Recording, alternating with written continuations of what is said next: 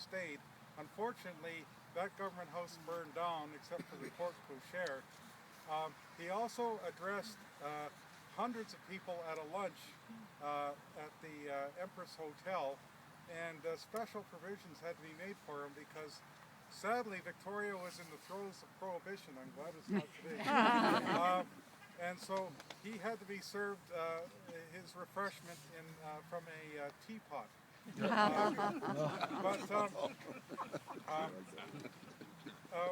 When he spoke here, he said, where else could I look for a better climax and culmination of my tour than here in Victoria, where I'm reminded on every side of the small island from which I started out.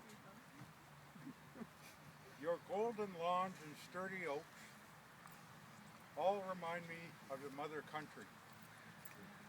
So he was quite favorably impressed, and on the last day he was here, he visited the Parliament buildings, visited the Provincial Archives, which was then in one of the annexes in the main legislative buildings. He visited the naval installations at Esquimalt and was quite impressed by how large they were.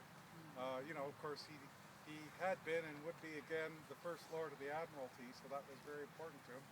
He took a ride up to the Malahat Summit on the last day, and then after a final visit to Government House, he started to make his way down Quadra Street. He laid a stone at the Anglican Cathedral, and you can see a plaque marking that occasion.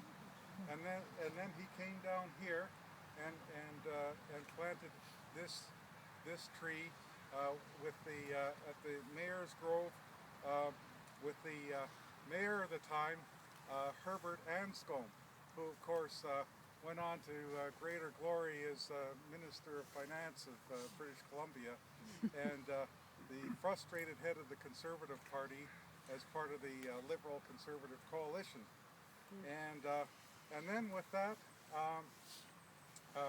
having done this job, he got on a boat from the Belleville dock and sailed off for the United States for several weeks, which saw him in New York City the day the stock market crashed.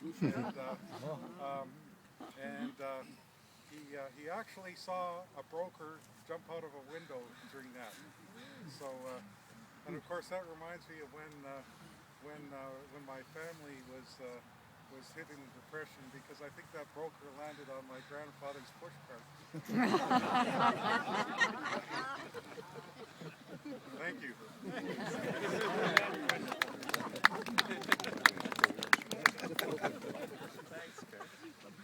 So as an offshoot